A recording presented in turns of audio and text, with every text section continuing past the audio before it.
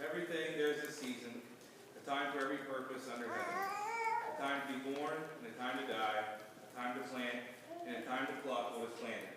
A time to kill and a time to heal, a time to break down and a time to build up. A time to weep and a time to laugh, a time to mourn and a time to dance. A time to cast away stones and a time to gather stones, a time to embrace and a time to refrain from embracing. A time to gain and a time to lose, a time to keep and a time to throw away, a time to tear and a time to sow, a time to keep silence and a time to speak, a time to love and a time to hate, a time of war and a time of peace.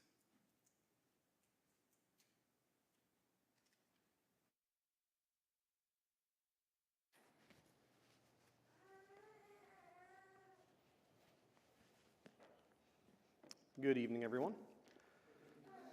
It's good to be with you be out with you again tonight.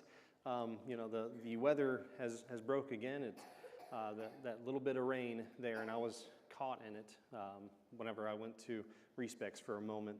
But it was still, that wasn't that long, and then the sun was shining again, and was blinding me on our way in, and just those beautiful rays of sunshine. And as we think about this, as we think about this time that we're in, the springtime, I think about this passage in Ecclesiastes, and I think about all the different changes that happen throughout the different seasons. And that's why I chose this picture, because this picture represents all of those seasons that happens. And you see the tree and the state that it's in various stages throughout the seasons. And it makes me think about how we are to be in this life, and how there are plants that will be moved around here and there, and we have some starter plants that we've got growing inside, and at some point those plants are going to be moved. They're going to migrate outside, and they're going to be planted for the rest of the season for them to grow. And then there'll be a time, once that harvest is ready, that we remove those plants from there. But there are other things that, aren't moved around as much. When we moved into this house, there's one of the trees in the backyard that we had received a letter from one of the members of the congregation there, one of the previous preachers that had lived in this house. And he had asked us just, hey, there's a special tree back there. Please don't do anything with that tree. I planted it. He planted it whenever he was younger, and so he's like, there's some memories there, and I have really no intentions of chopping down trees or having anybody come over unless if it's necessary. So I'm like, yeah, no problem. We'll leave that tree there. But there's times where you would move those trees around, and as these trees are growing, it's easier to do so when they're younger. And we had received a tree as an anniversary gift, I believe it was. Christmas, what was it? Oh, Mother's Day. Oh, even better. We had received a Mother's Day gift from my mom to Kayla.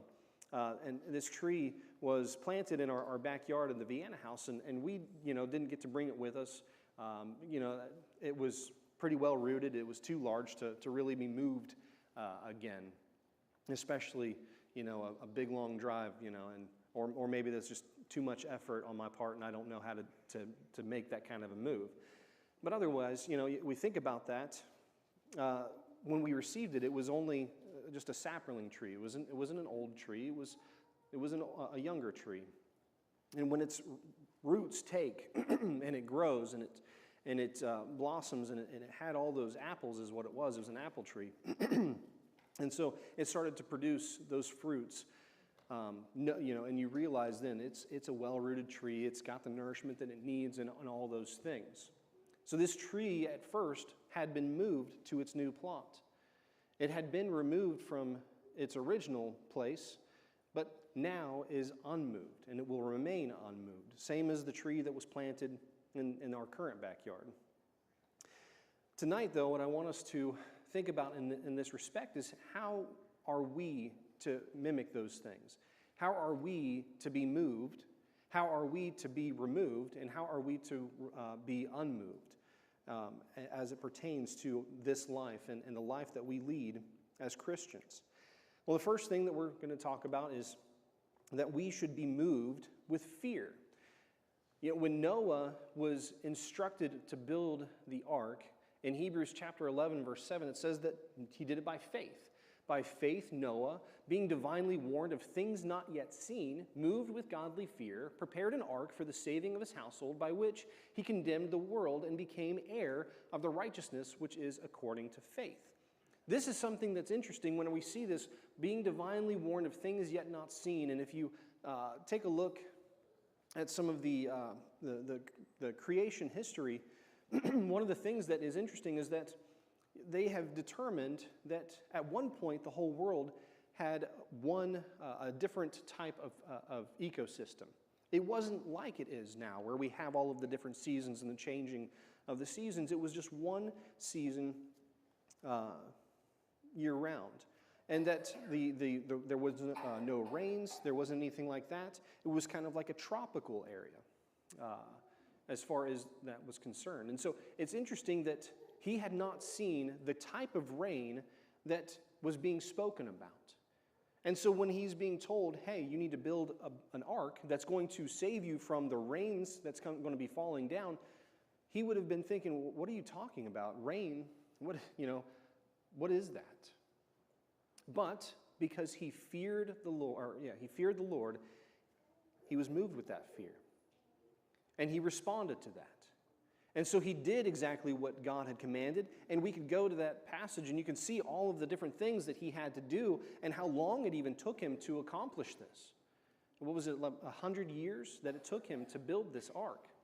It's a long time to be moved with fear, to be dedicated to what God has tasked you to do. But nowadays, it seems as if that we are not having that same kind of fear.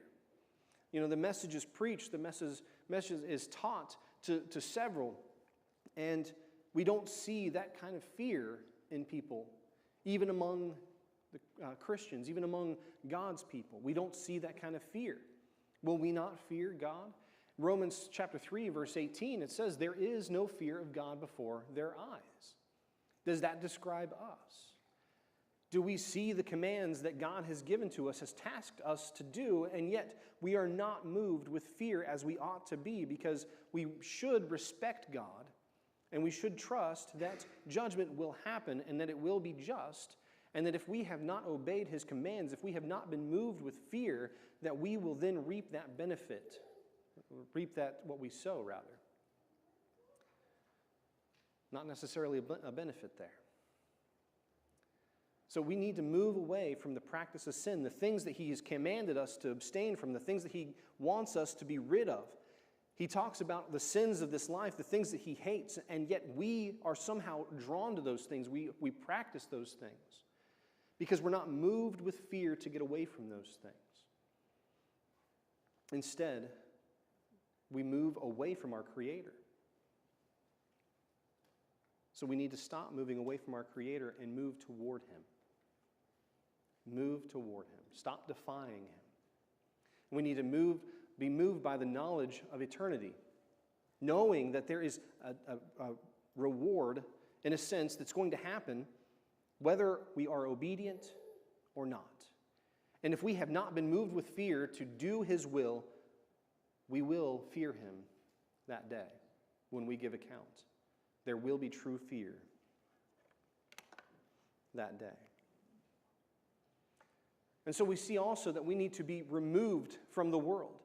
Dare to stand out. That's something that we need to do. We need to have that boldness. We've been talking about that in our class on Sunday mornings. But we need to be bold and dare to stand out. In John chapter 15, verse 19, it says, if you were of the world would love its own. Yet because you are not of the world, but I chose you out of the world, therefore the world hates you.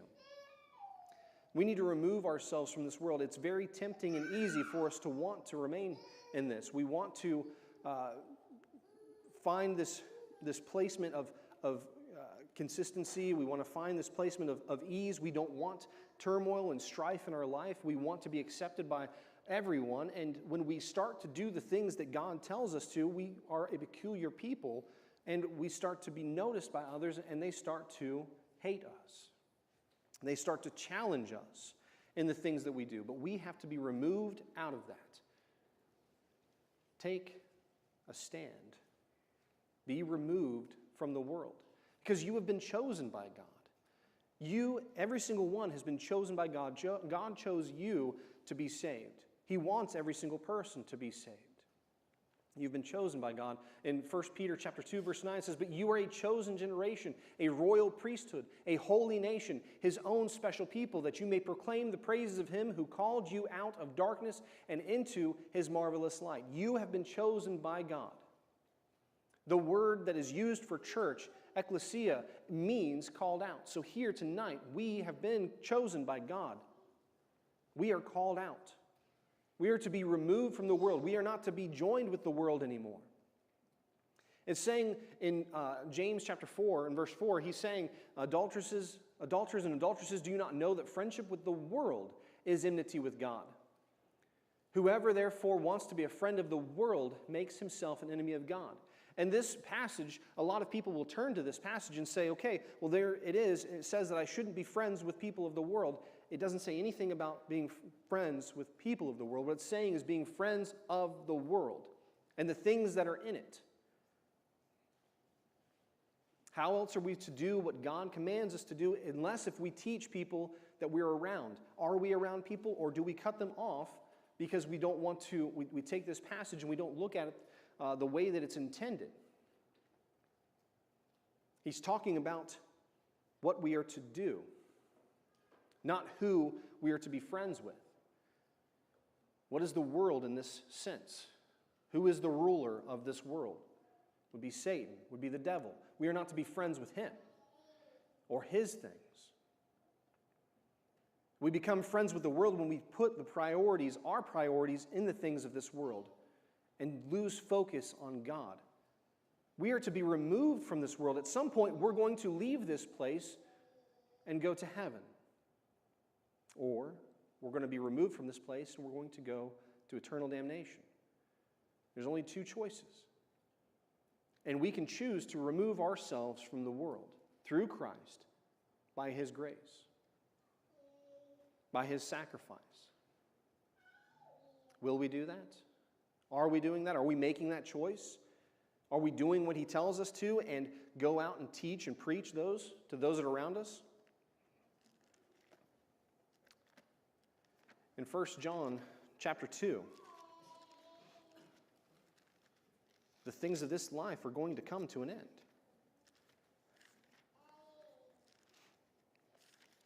1 John chapter 2, starting in verse 15. It says, "Do not love the world or the things in the world. If anyone loves the world, the love of the Father is not in him. For all that is in the world, the lust of the flesh, the lust of the eyes, and the pride of life, is not of the Father, but is of the world. And the world is passing away in the lust of it, but he who does the will of God abides forever." Do we love the world? Then we have no part with God. Do we love the things in this world? Then we have no part with God. We are to be removed from this world. Don't put your stock, don't put your faith, don't put your trust in the things of this world. Put it in God. Put it in God. Put it in Jesus. Because once we have been placed in Jesus, we should remain in Jesus. Remain unmoved in Jesus. When we find ourselves in that spot, that's where we need to stay. This will be our forever home. This will be where I'm planted and I'll no longer be moved. This is where I shall deepen my roots, and this is where I will grow. That's the choice that we can make and that we should make.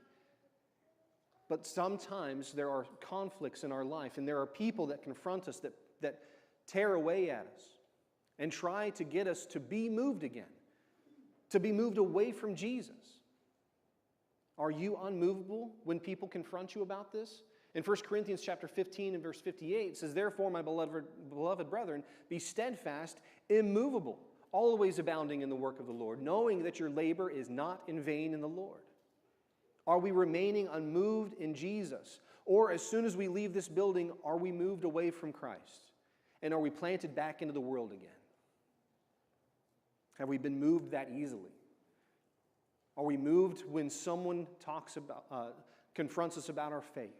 When they start saying, well, there's this, that, and the other, and so you can therefore deduce that there is no God. And when we are confronted with arguments, do we back away and do we question ourselves and do we start to doubt, or do we say no? That's not correct, because I have the scriptures here that tell me otherwise. I'll put my faith and trust in Jesus, and I'll not be moved away from him just because of something some person, some man has thought of. Will we be moved or will we be unmoved when it costs us? There will be times in this life where we are up against a choice, where it will cost us the friendship, it will cost us money, it will cost us things, it will cost us reputation, it will cost us all kinds of things. Are we going to remain unmoved when it costs us, when it costs you? In Acts chapter 20, verse 22, it says, "But none of these things move me, nor do I count my life dear to myself, so that I may finish my race with joy, and the ministry which I received from the Lord Jesus to testify to the gospel of the grace of God." That's something that he was saying, I'm dedicated to this. I am in full service to this. This is what I'm going to do. And I don't fear for my life. Well, he had every reason to. He had every reason to fear for his life, but it didn't matter. He would have gladly allowed his life to be forfeit for the cause of Christ. What about us? Would we be gladly forfeiting our lives for the cause of Christ? Well, I'll tell you something. The life that we had in the world should be forfeit already. It should be done and over with. We should be moved away from the world. We should be out of the world now, as far as our life is concerned, looking solely for that life in heaven and starting now. That's kind of a misnomer, as it would be. We think that, okay, well, I have to take all these plans, precautions, so that way my life here on this earth is safe, I'm content, I have all these things, I have all these, and so we safeguard and we hedge these things, and so we never truly remove ourselves from the world. We put our faith in all of these things. Is that us? Have we put our faith in the stability in this life, or have we put our faith in Jesus and remain with him, regardless of what it's going to cost us? Because it will cost us. That's one of the things that, going back to, apart from this morning's lesson from Alan Richson, that was one of the things that he was worried about. He says, he's seen it already time and time again, where when someone starts to talk about their faith publicly and openly like he did, so that's when, they pull the curtain on you, they start slandering you, they start to ridicule you, they don't give you the time of day, that you don't have any of these other things. And he said that he talked it over. He's like, what does it matter at this point? These are just things that are going to keep me from my faith. That's how we should be looking at it too. It doesn't matter what others may do to us. It doesn't matter what others say. We are going to remain unmoved in Jesus, steadfast in him. Because there's nothing anybody else can do or say that's going to remove us from him. He gave us everything. He gave his everything. We went, yesterday when I had the kids, we went down to the mall, and we got to watch that movie, The King of Kings. It was an interesting movie. It was the animated version, something that I figured the kids would watch, and I didn't want to sit through Minecraft. The Minecraft movie. I wasn't about to deal with that. But it was a fun movie. It was good, and it got us to think about Jesus and his life. And it was very moving at times, of course, when you see the things that he goes through. And it was just kind of like glimpses, little snippets of his life as he was, walking on this earth. One of the things that it really highlighted was his humble birth, his humble beginning, and how he was born in the lowliest of places. He wasn't even born in a house. He was born in a barn, and he was placed in a manger. the humblest of beginnings. It showed his triumphant entry into Jerusalem. It's like, wow, that like such a stark contrast to see that humble beginning and to see that beautiful welcome into Jerusalem as he was going to go to the cross. He gave us everything. And of course, this was, PG rated, I think. So when they went to the scourgings and everything, and you don't get to see, it's not exactly like it was the Passion of Christ when you see everything. But it still makes you think about the pain and the suffering that Christ endured for you and for me. And you get to see that human side of him, the things that resonate with us. I'm not saying that everyone needs to go and watch that movie, but what I am saying is maybe read some of the Gospels. Reflect on that story. See the things that Christ did for you so that your sins could be forgiven. After he's done all of that, we would be moved so quickly away from him? No. I think if we truly believe this, that when we reflect on everything that he's done for us, we'll see what great gift that he's given, what tremendous love he has for us, and we'll be even more committed to him, and we will remain unmoved in Jesus. Very simple lesson for you tonight. In conclusion, just these few things. If you're not a Christian, our prayer for you, those of us that are here, we want the best for you. Christ wants the best for you. God wants the best for you. And our prayer is that you will be moved with fear, that good kind of fear that is going to motivate you to do what God is asking you to do, which is believe in his Son and be baptized in the likeness of his Son's death, burial, and resurrection. To remain faithful to him. We want that for you. And when we are moved by that fear, God removes us from the world. We are removed from that world. We become chosen by him. We become a special, a peculiar people dedicated to his service. And just like Noah spent 100 years building an ark, we can spend the rest of our life serving God, doing what he wants us to do. It's all lined out right here. And being the recipients of such blessings that he's generously bestowed on us by his grace, that we'll have the strength to remain unmoved in our devotion to him. If you have need to become a Christian, we strongly encourage that. If you have put on Christ and you found yourself easily removed from the wrong thing, you're not moved with fear, you're not removed from the world, but you have this weird back and forth, and you need prayers of strength, encouragement. We're here for you. We want to pray with you. We want to pray for you. We want to encourage you because we all want to get to the same place. We want to go to heaven together. We want to see you there.